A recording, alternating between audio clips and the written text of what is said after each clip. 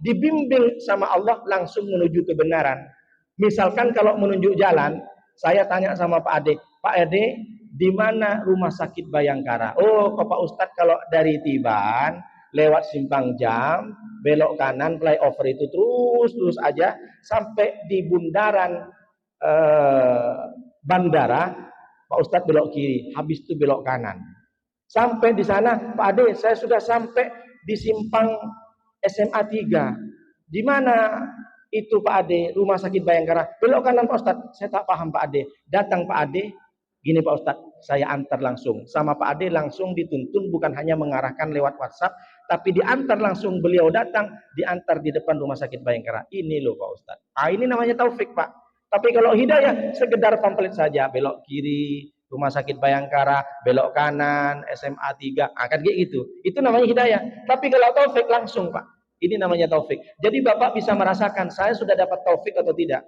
Dan salah satu cara kita mendapatkan pertolongan dari Allah dengan taufik, itu bisa saja dengan firman Allah secara qauliyah. Kita bisa melaksanakan amal soleh karena kita mendapatkan Al-Quran yang kita baca, tahu terjemahannya. Yang kedua, kauniyah. Apa kauniyah? Perwujudan. Allah mengirim kita petunjuk bukan lewat Al-Quran, tapi lewat media sosial. Tiba-tiba pagi-pagi males mau ngaji Al-Quran, males mau sholat duha, tiba-tiba datang video. Rupanya Ustadz Somad. Rupanya Ustadz Adidayat. Rupanya tiba-tiba nengok HP, rupanya datang video Buya Yahya. Gara-gara itu langsung ambil wudhu, sholat duha. Dan itu terjadi banyak sama orang sekarang. Karena iman seseorang ini yusbihu mu'minan wa yumsi kafiran.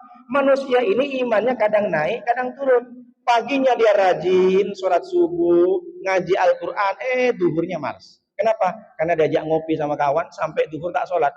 Sina di kopi, tempat kopi lama kali, udah ngobrol ke sana ke sini. Padahal subuhnya kajian subuh, padahal subuhnya sujud 2 kali isyraq, padahal sholat duha.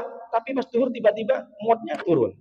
Nah, maka perlu kita booster seperti taufik. Maka kalau kita Pak 24 jam bisa beramal soleh dengan semangat, boleh jadi karena nengok Al-Quran terjemahannya, boleh jadi karena kita nengok video-video dari Baitus Salam, Arira Garden official, maka kita booster naik.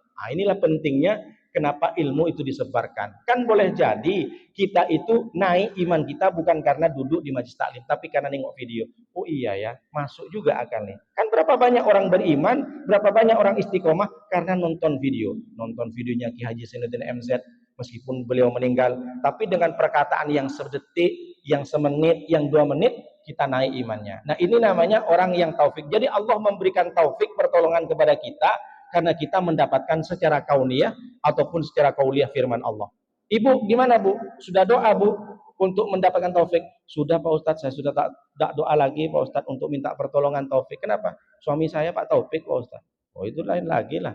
Jadi dari sekarang dia udah tak minta pertolongan sama Allah. Kebetulan sudah dapat taufik. Rupanya suaminya namanya Pak Taufik. Jadi kalau Allah ini sudah berkehendak kepada kita Pak. Jadi Bapak bisa dicek sekarang pulang ke rumah. Saya kira-kira dipakai nggak sama Allah? Kalau Bapak merasa dipakai sama Allah, Bapak gemar beramal soleh, gemar bersedekah, gemar sholat duha, gemar duduk di majlis taklim, gemar silaturahmi. Berarti Bapak sedang diawasi dan dipakai oleh Allah. Berarti kita ini sedang dicintai dan disayang oleh Allah.